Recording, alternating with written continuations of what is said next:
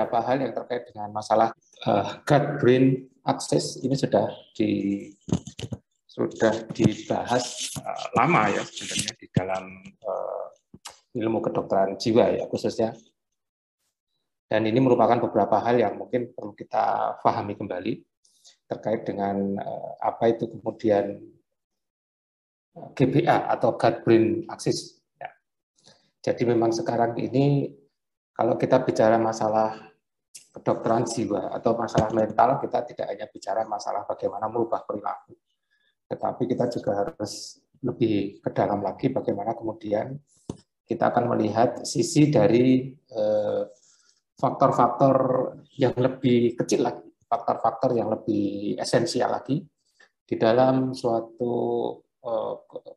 kesehatan jiwa, atau pada behavior atau pada mental pada umumnya. Ya, nanti saya akan bahas apa itu mental, karena selama ini kalau kita bicara masalah mental, kita akan bicara sesuatu yang secara awam itu disebut abstrak, tidak bisa dijelaskan, tidak bisa digambarkan, tidak bisa hanya bisa diimajinasikan, hanya bisa diungkapkan, itu hanya istilah kata dan seterusnya. Sehingga kadang kita terjerumus pada suatu pikiran-pikiran bahwa mental itu adalah sesuatu yang sifatnya non organ, gitu ya, sifatnya rohaniah, gitu, sifatnya yang bersifat abstrak tadi. Ya. Tapi sebenarnya ini merupakan suatu kesalahpahaman saja, ya, bukan sesuatu yang mendasar, tapi hanya kesalahpahaman yang, tapi sayangnya kesalahpahaman itu sudah terjadi 300 tahun lebih malah, sejak tahun 1600-an, 1500-an malah. Ya, sehingga sudah 500 tahun, 5 abad kesalahpahaman terjadi sampai sekarang. Kalau kita bicara masalah mental, maka bicaranya juga bukan masalah fisik, masalah medis, tapi bicaranya pasti masalah rohaniah atau masalah sesuatu yang kemudian tidak bisa dijelaskan secara medis. Nah, ini hal yang cukup menarik karena kemudian ada beberapa penelitian yang dimunculkan kembali di tahun-tahun terakhir ini terkait dengan bagaimana mental itu secara esensial muncul dari dalam tubuh kita. Ini saya akan cerita sedikit saja, saya hanya mengungkapkan apa yang ya cerita saja, tidak terlalu ilmiah banget lah. Kita kalau bicara masalah mental, kita harus bicara level organ dulu, di mana kita bicara ya. Kalau kita bicara masalah mental, kemudian kita bicara, ini sebenarnya tidak hanya sampai di sini, ada yang lebih besar lagi dan ini ada yang lebih kecil lagi. Sampai tingkat atom juga kita bisa bicara masalah behavior. Nah, behavior ini juga tidak hanya behavior individu, tapi juga behavior komunitas. Nanti kalau sudah behavior komunitas, nanti akan ada behavior sosial. Kalau sudah bicara behavior sosial, nanti sampai pada ekosistem. Kalau sudah sampai ekosistem, nanti kita akan bicara masalah behavior yang lebih besar lagi. Nah, kita bicara di mana? Ya. Jangan kemudian kita bicara behavior dalam artian behavior secara fungsi tubuh, tapi kita bicaranya kemudian masalah jaringan. Nggak match, bahasa Jawanya nggak gathuk. Kalau kemudian kita bicara behavior di sini, ya bicara behavior di sini saja. Kalau kemudian dihubungkan, oke, tidak semua orang bisa menghubungkan di sini bagaimana antara sel kemudian muncul behavior. Tidak semua orang bisa menghubungkan itu, harus mendapatkan suatu pendidikan tertentu, harus mendapat suatu pelatihan tertentu, dan bukan hanya pelatihan, juga dengan pengalaman tertentu. Nah, yang kedua bahwa begini, behavior yang kemudian tampak pada diri seseorang, misalnya seseorang itu pemarah atau seseorang itu mempunyai perilaku misalnya perilaku yang ramah misalnya atau perilaku yang lemah lembut, maka perilaku tadi itu disusun oleh sistem organ. Ya. Jadi bagaimana seseorang bisa ramah karena ada sistem organ tertentu yang menyusun dia ramahnya. Bagaimana seseorang bisa marah karena ada sistem organ yang menyusunnya. Ya, jadi bukan itu sesuatu yang abstrak, kemudian tidak ada yang menyusun, ada yang menyusun, sistem organ. Nah, sistem organ ramah misalnya, itu apa? Misalnya sistem organ di daerah sistem kognisi, ya, seperti misalnya di organ hipokampus, misalnya di dalam otak kita, kemudian ada sistem organ di kognisi juga, misalnya pada working memory misalnya, itu sistem organ, atau sistem organ yang lebih besar lagi, misalnya seseorang dengan behavior cemas, itu kemudian melibatkan sistem organ misalnya kardiovaskuler, melibatkan respirasi, sampai pada melibatkan gastrointestinal. Nah, ini nanti terkait dengan sistem organ. Maka Di presentasi saya ini saya akan bicara masalah organ dan sistem organ, tidak lebih kecil lagi. Ya. Organ dan sistem organ. Karena apa? Kita bicaranya masalah gut, masalah gastrointestinal sistem organ. Ya. Jadi behavior kita itu disusun oleh suatu sistem organ. Nah, misalnya tadi ya cemas, itu kemudian disusun oleh sistem organ kardiovaskuler, respirasi, atau gastrointestinal. Maka sistem organ kardiovaskuler itu disusun oleh organ-organ yang beberapa, ya lumayan banyak lah. Ya. Organnya untuk menyusun satu sistem organ. Nah, satu organ itu akan disusun oleh beratus-ratus, ya, bahkan beribu-ribu jaringan. Satu organ. Ya. Nah, satu jaringan itu akan disusun oleh banyak sel. Nah, maka kalau satu perilaku akan disusun oleh beberapa sistem organ, satu sistem organ disusun oleh beberapa organ, satu organ disusun oleh banyak jaringan, satu jaringan disusun oleh banyak sel. Jadi jangan kemudian kita bicara masalah sel langsung dihubungkan pada satu behavior saja, tidak bisa. Maka kalau bicara satu behavior harus dihubungkan dengan ribuan sel. Nah, itu ya kalau misalnya kalau sampai di sini. Nah, intinya apa? Kalau kemudian kita balik, satu perubahan dalam sel akan merubah banyak jaringan, satu perubahan jaringan merubah banyak organ, satu perubahan organ banyak merubah sistem organ, perubahan satu sistem organ akan merubah banyak behavior. Nah, sampai di sini sudah ada mungkin ada pemahaman baru ya bahwa nantinya kalau kita merubah satu sistem organ, contohnya gastrointestinal, atau memberikan suatu terapi tertentu pada suatu sistem, misalnya gastrointestinal, maka akan merubah behavior. Tetapi behavior itu kalau kemudian terekspos tertentu, maka dia akan merubah sistem organ juga pada gastrointestinal. Contohnya, nah ini sebagai latar belakang saja bagaimana kemudian gastrointestinal tadi berhubungan dengan otak. Ya. Nah, kembali lagi bahwa yang namanya behavior atau mental yang kita lihat ini, ya, kita kan melihat mental itu dari behaviornya. Maka itu adalah susunan sistem organ. Ya. Sekali lagi saya ingatkan bahwa mental kita, jiwa kita, atau psike kita itu adalah kumpulan sistem organ. Yang tampak itu adalah behaviornya. Tapi sebenarnya itu adalah sistem organ. Jadi, karena memang kesalahpahaman secara bahasa membuat bahasa yang artinya secara rohaniah, secara abstrak dicampurkan dengan istilah yang dari kedokteran atau kesehatan. Tapi tidak apa-apa, itu ya masalah istilah. Baik. Nah, ini beberapa konsep, tadi satu konsep ya. Ini konsep yang kedua adalah bahwa adanya suatu interaksi. Ya, intinya di sini sebenarnya. Jadi inti dari presentasi saya pagi ini adalah di sini. Jadi di slide ini, jadi tidak perlu ke belakang-belakang sebenarnya. Ya ini aja. Ini sudah jadi konklusinya sebenarnya. Oke. Kita akan mulai dari mana? Apakah kita akan mulai dari brain-nya, ataukah kita mulai dari gastrointestinalnya? Tidak. Kita akan mulai dari titik di sini sebenarnya, titik di luar sini. Karena apa? Karena ini cerita ini akan dimulai sejak dalam masa pertumbuhan di dalam kandungan. Bagaimana brain gut axis ini terjadi. Sehingga nanti pada saat kemudian seseorang lahir, ada bayi lahir, itu kemudian akan mengalami suatu psychodevelopment yang terkait dengan masalah gastrointestinalnya. Nah, salah satu yang kemudian merumuskan itu adalah Freud sebenarnya dengan sistem reward-nya. Jadi Freud menyebutkan bahwa manusia itu dalam perilakunya itu adalah mengejar pleasure, mengejar suatu kepuasan, mengejar suatu pleasure. Nah, pleasure tadi secara alamiah, secara natural itu dimulai dari mana? Pleasure tadi dimulai dari sistem gastrointestinalnya. Karena untuk bertahan hidup di awal perkembangan, manusia itu memerlukan makan dan fungsi vegetatif lainnya. Sehingga kalau kemudian manusia itu di dalam awal perkembangannya itu kemudian memerlukan suatu reward system, suatu pleasure, memerlukan suatu kepuasan, maka dia pasti akan mengawalinya dengan sistem gastrointestinal. Nah, kira-kira begitu ya.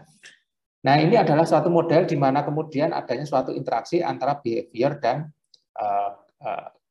gut, antara gastrointestinalnya sendiri. Jadi, kalau ini sudah terjadi pada masa-masa dewasa atau dewasa muda atau remaja akhir, sehingga ini sudah terjadi suatu proses seperti ini.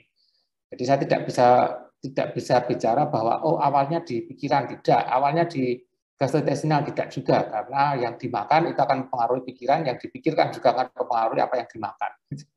Nah, intinya ada beberapa hal di sebelah kiri ini, bahwa ada suatu fungsi afektif, kemudian dia ada motor kontrol, kemudian ada reward system di situ.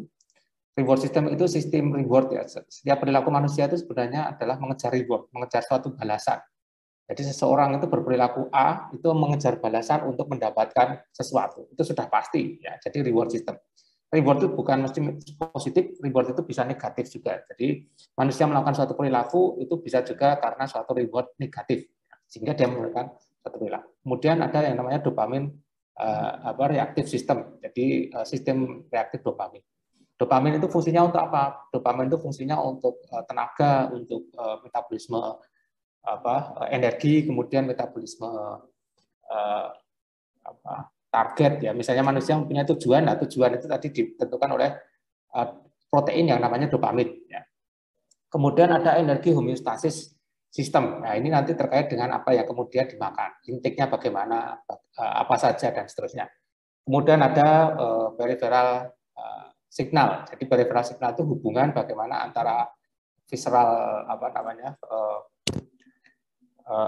visceral itu organ dalam dengan manusia, pikiran manusia. Nah, ini di sana, titiknya ada di sana. Nah, hal yang perlu dilihat di dalam hubungan ini adalah bahwa apa yang kemudian terjadi di dalam domain-domain yang biru ini, yang kemudian akan diejawantahkan di dalam suatu suatu mekanisme di tengah ini menjadi suatu sistem yang saling berkaitan. Contohnya misalnya reward system dan dopamin reactive system. Bahwa di otak tengah manusia itu kemudian ada suatu area, di mana area tadi itu akan mempromot suatu proses di mana proses tadi itu akan membuat manusia berpikir tentang, saya pengen ini, saya pengen itu. Nanti keputusan ada di otak, di bagian depan. Tetapi kalau kemudian kita bicara ini, maka kita harus bicara di bawahnya ini. Bagaimana energi homeostasis tadi itu akan mempromot bagian otak tengah manusia tadi itu untuk berpikir tadi, menentukan tadi. Nah, ini rumitnya di sana. Sehingga apapun itu, bahwa di dalam suatu proses, apakah dia dimulai di brain dulu ataukah di gastrointestinal dulu, ini harus saling terkait. Karena apa? Karena bagaimana seseorang bisa mengartikan bahwa itu suatu stres, itu juga terkait dengan apa yang ada di otak.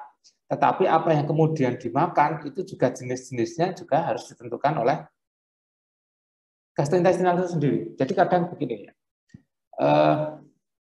di beberapa penelitian menunjukkan ya bahwa orang dengan lapisan mukus tertentu itu akan memilih makanan tertentu. Jadi tebal tipisnya mukosa di gastrointestinal itu juga akan menentukan apa yang akan dimakan oleh manusia. Jangankan begitu. Saya kebetulan jadi dosen di kedokteran gigi. Di beberapa jurnal dikatakan bahwa kontur gigi kalau bahasa kedokteran itu maksila mandibula ya, size, kemudian panjang lidah, kemudian struktur gigi itu akan mempengaruhi jenis makanan yang dimakan. Sehingga sebenarnya ada suatu kaitan langsung ya antara apa yang kemudian dipikirkan dan apa yang kemudian dimakan. Nah, gut microorganism sebenarnya memberikan suatu signal di mana dia akan signalnya ditransmisikan melalui proses inflamatori, ya, proses inflamasi, proses peradangan. Tapi bukan peradangan suatu penyakit, tapi ini adalah mediatornya. Jadi salah dalam makan kadang ya, itu akan menyebabkan suatu inflamasi di lambung.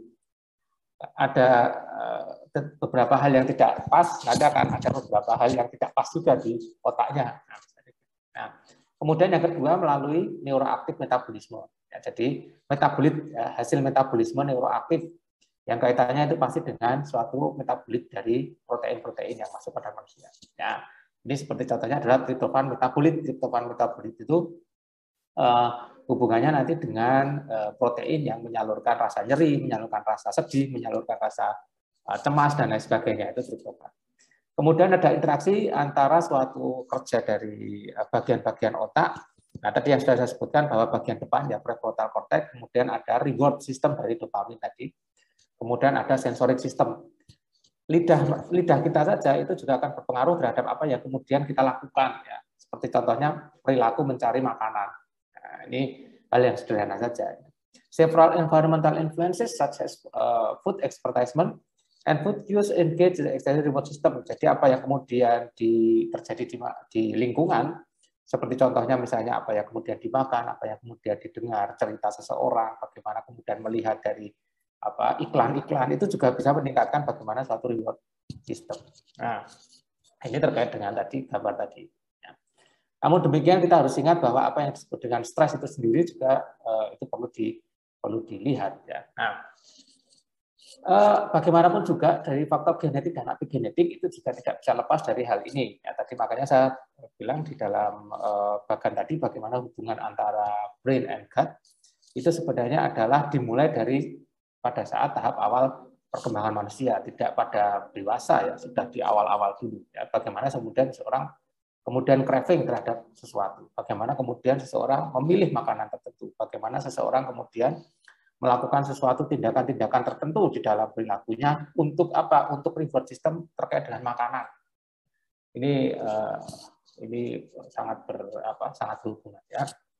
Nah, signal-signal tadi yang kemudian terjadi itu memang dari dua hal, yaitu adalah proses inflamasi atau imun sistem, yang kedua adalah dari proses neuronal system. Ya. Oke. Ini konsepnya bahwa pada dasarnya gut-brain axis itu adalah bidireksional, jadi mana yang duluan, apakah otaknya dulu ataukah gastrointestinalnya dulu, itu bidireksional, jadi dia bolak-balik ya. Yang dia akan terkait dengan masalah nervous system, bagaimana emosionalnya, bagaimana kognitifnya. Apa yang kemudian dipikirkan, apa yang dimakan itu yang dia pikirkan. Nah, ini kira-kira begitu. Ya, tapi tidak kemudian ini 100% begitu enggak ya. Ini faktor-faktor saja berapa puluh persen, ya. Nah, hubungannya dalam mana? Di dalam neuronal, endokrin, imun dan humoral. Ya. Ini sekali lagi yang saya sampaikan hanya beberapa hal yang terkait dengan yang ya dasar-dasar saja ya, bukan yang mendalam. Karena ya ini untuk pengetahuan kita saja, untuk insight saja, untuk pemahaman saja, untuk pengetahuan saja. Ya. Nah, ini sebenarnya lebih kompleks lagi terkait dengan masa layer dan kemudian jaringan mukosa di gastrointestinal, di mana kemudian motilitasnya juga tergantung dari sistem di otaknya, dan sistem di otak tergantung juga dengan sistem yang ada di gastrointestinal terkait dengan hormon-hormon yang kemudian dikeluarkan di dalam sistem ini. Ya. Seperti contohnya di lambung saja, bahwa lambung itu kemudian kalau kita bicara neuronal system ada simpatis parasimpatis, di dalam gastrointestinal juga ada simpatis parasimpatis, di mana kalau kemudian dia simpatisnya meningkat, gastrointestinalnya juga meningkat. Kalau kemudian ada terjadi penurunan juga gastrointestinalnya menurun, karena ada beberapa jenis stres yang ditandai dengan gejala lambung yang rasanya sebah, lambung yang rasanya penuh, tapi juga ada yang kemudian diare, ada yang kemudian buang air kecil terus-terusan, buang air besar terus-terusan. Ini contoh-contohnya saja. Oke. Nah, ini adalah beberapa prinsip-prinsip di dalam hubungan antara mikrobiota dan otak sendiri, bahwa ada suatu produksi ekspresi di dalam neurotransmitternya, itu dari gut microbiota to brain, ya, kemudian bakterial metabolit, mucosal immune regulation. Ya. Tapi dari otaknya kemudian mempengaruhi dari gutnya sendiri, itu adalah mempengaruhi motilitas, intestinal permeability, immune function, mucus biofilm production. Ya. Nah, kembali lagi bahwa sehat itu sebenarnya adalah satu state, suatu kondisi di mana dia minimalnya ada dua hal. Yang satu adalah tidak ada distres, yang kedua tidak ada disabilitas, di mana keduanya harus memenuhi syarat normal stress life, ya. Jadi dia dapat mengatasi normal stress life, kemudian produktif and fruitfully. Jadi dia menikmati produktivitasnya. Kalau terpaksa ya ini ya harus dibikin gimana caranya produktif tapi tidak terpaksa. Kemudian berkontribusi pada komunitasnya. Jadi kalau kita merasa kita sehat mental, maka kita harus satu, tidak ada distres, dua, tidak ada disabilitas. Yang ketiga, kita bisa cope dalam normal stress life, kemudian bisa produktif fruitfully, dan bisa berkontribusi pada masyarakat. Salah satunya adalah dengan mengikuti seperti ini, kita berkontribusi terhadap masyarakat.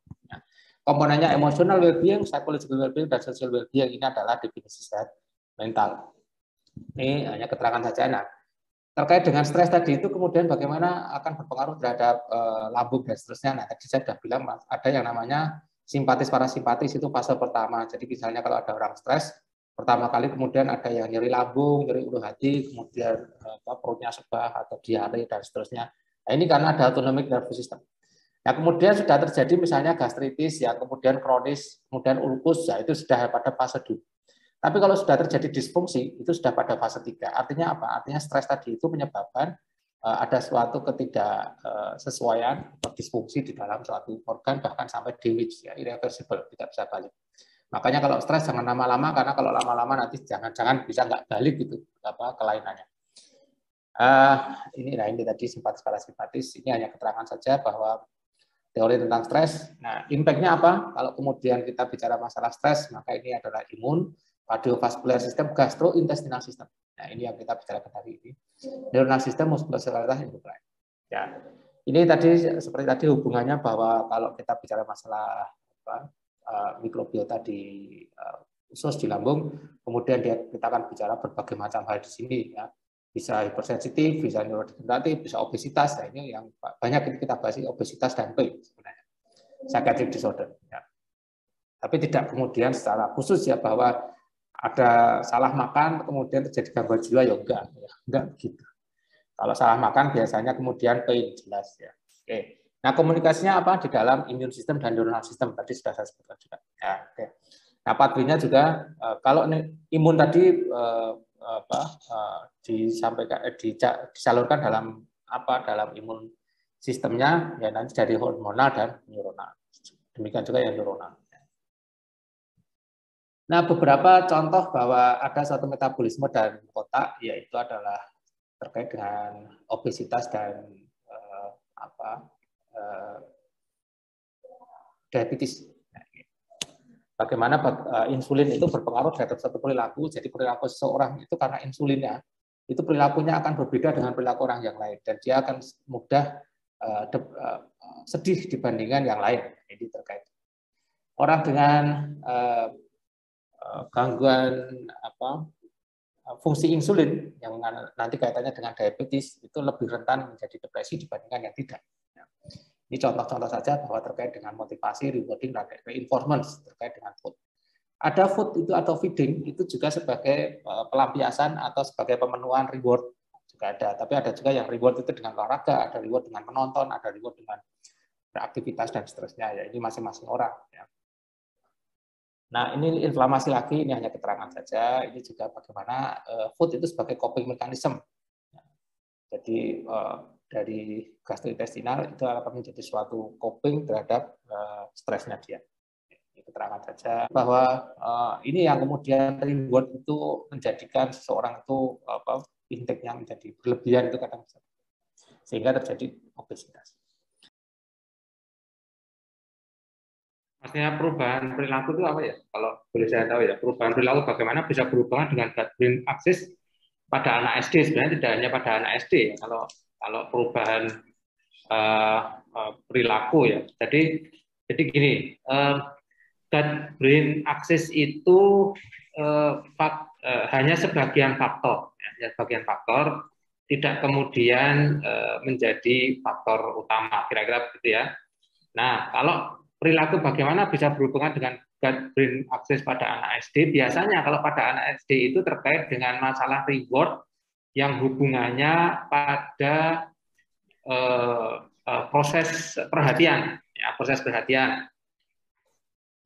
Contoh misalnya ada kejadian misalnya ini anak SD umur 9 tahun atau kelas 3 SD, kelas 2 tahun, pada hari itu ada ujian, kemudian tidak berangkat sekolah, kemudian dia mengeluh sakit. Nah, artinya sakit itu sebagai alasan dia untuk menghindari dari ujian. Nah, gitu. Nah, perilaku seperti itu kalau kemudian tidak mendapat perhatian yang tepat, itu akan bisa kemudian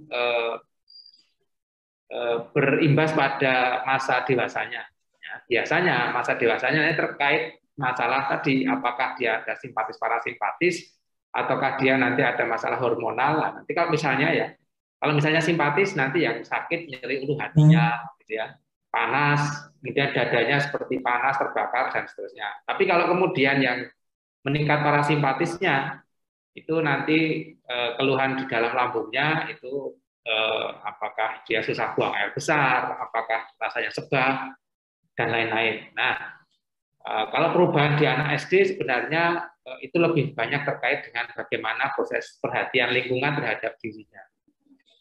Sebenarnya belum ada yang pasti ya, apakah berapa lama kemudian makan tertentu, tapi minimalnya gini, kalau dalam proses diet kemudian mempengaruhi perilaku itu antara 3-6 bulan.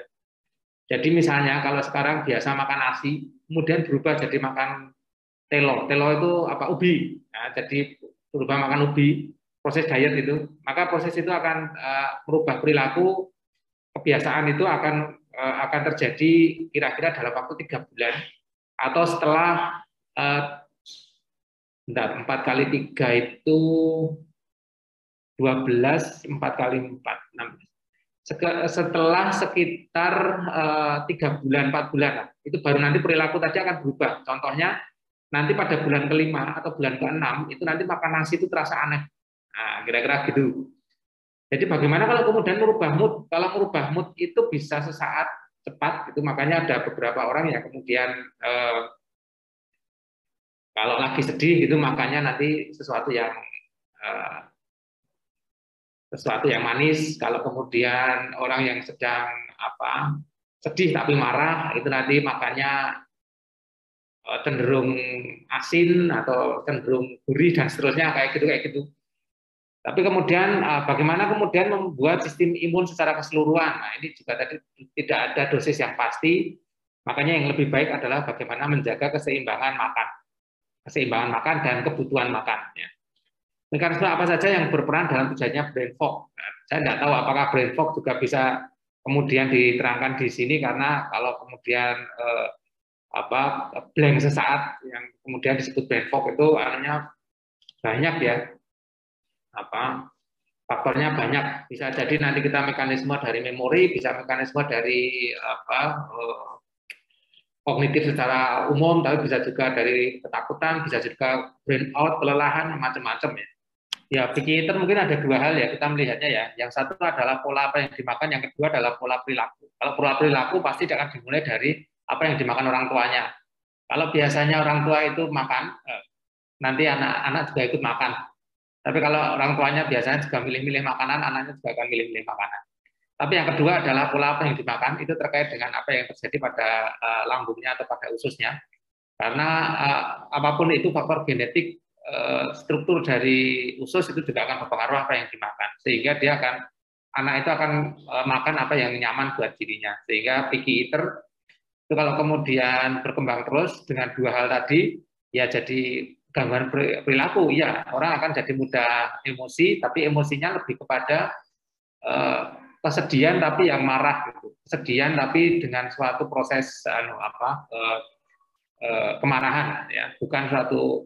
Biasanya kalau sedih itu, kalau orang merasa sedih itu akan biasanya menarik diri ya, tapi ini enggak, ini menarik diri tapi dengan proses kemarahan, sehingga dia kadang bisa menyakiti diri sendiri atau bahkan kemudian tidak makan sama sekali ya, gitu-gitu. Ini karena masalah picky eater tadi itu. Maka pemberian probiotik ya bisa membantu di dalam hal asupan makanannya saja. Ya, tapi mau tidak mau kalau perilakunya ya harus dibiasakan kembali. Kemudian kalau sudah dewasa harus dicari sebab bagaimana asal muasalnya ya. Kemudian dia memilih makanan tersebut. Ya, seperti di slide saya yang nomor 2 ya, nomor 2 ya, setelah judul itu, bahwa kita bicara masalah level, ya, level perilaku. Kalau kita bicara masalah level perilaku, kita harus bicara level per level, ya, tidak kemudian seperti ini. Apakah kemudian DPAPOT itu ada di level jaringan, ya, bukan di level perilakunya. Jadi kalau kemudian jaringan tadi itu diobati, kemudian jaringan tadi itu mendapat suatu intervensi, ya akan banyak hal yang kemudian terjadi di masalah perilaku, karena yang level tadi itu dari mulai level kecil akan mempengaruhi suatu perilaku yang besar. Ya. Jadi nanti mohon dipahami lagi terkait dengan masalah level dalam kita bicara hal tersebut. Karena apa? Karena kemudian keinginan bunuh diri, namanya keinginan itu faktornya banyak. Ya. Tidak kemudian satu perubahan jaringan itu akan bereaksi pada satu kejadian, tidak. Ya. Nah, memang bahwa salah satu yang kemudian kita harus pahami di dalam pengobatan tersebut itu adalah bagaimana dukungan sosial, dukungan dari kanan kirinya, bagaimana kemudian lingkungannya dalam mengantisipasi segala kemungkinan. Kemudian bagaimana edukasi yang kemudian dilakukan di lingkungannya. Kemudian apakah faktor-faktor stresornya yang kemudian memicunya masih ada, bagaimana mengadaptasinya dan lain sebagainya. Ini masih banyak hal. Nah, tidak apakah kemudian DPAPOT ini akan berpengaruh? Saya tidak bisa menjawab karena ini masalahnya adalah masalah di sel, ya. Masalah di jaringan, masalah di jaringan. Ya. Kalau kemudian apakah probiotik bisa menggantikan? Tidak bisa, karena ini probiotik dengan hanya beberapa persen saja faktor itu. Ya, dengan kemudian kalau bahasa Jawanya satu hal faktor tertentu kemudian generalisasi untuk semuanya, tidak bisa dikebiahuyah kalau dalam bahasa Jawa. Ya. Nah, kira-kira begitu jawaban saya. Jadi ya alangkah lebih baiknya kemudian ini kontrol teratur, ada penyesuaian dosis, dan kemudian apa yang kemudian bisa dilakukan oleh lingkungan dan stresor yang terjadi itu bisa dihadapi. ASD itu maksudnya ya, autism ya. Sepertinya ya. Karena ASD juga bisa ada yang seasonal disorder. Jadi affective seasonal disorder juga ada. Saya tidak tahu ini maksudnya ASD itu apakah yang autism atau yang itu. Jadi kalau brain gut access memang beberapa penelitian menunjukkan adanya makanan-makanan yang mempengaruhi terjadinya autism, atau mungkin memang sebenarnya dia pasien itu sudah cenderung untuk mengalami autism sehingga dia makannya seperti itu. Ya, ini karena tadi directional ya, bidirectional hubungannya timbal balik ya, bukan satu jalur atau satu arah tapi dia dua arah, bidirectional. Jadi apakah berpengaruh? Ya memang ya tadi pengaruhnya begitu. Memang mungkin cenderung dia untuk autism, tapi bisa juga makanannya tadi mempengaruhi, jadi cenderung untuk mengalami autism. Ya kalau terapinya membaik dengan suatu terapi tertentu, iya. Tapi kalau hanya khusus untuk dengan probiotik itu tidak ya. Jadi harus simultan. Jadi ada beberapa hal yang harus dilakukan juga ya, karena mau tidak mau gastrointestinal system yang terganggu apanya ini.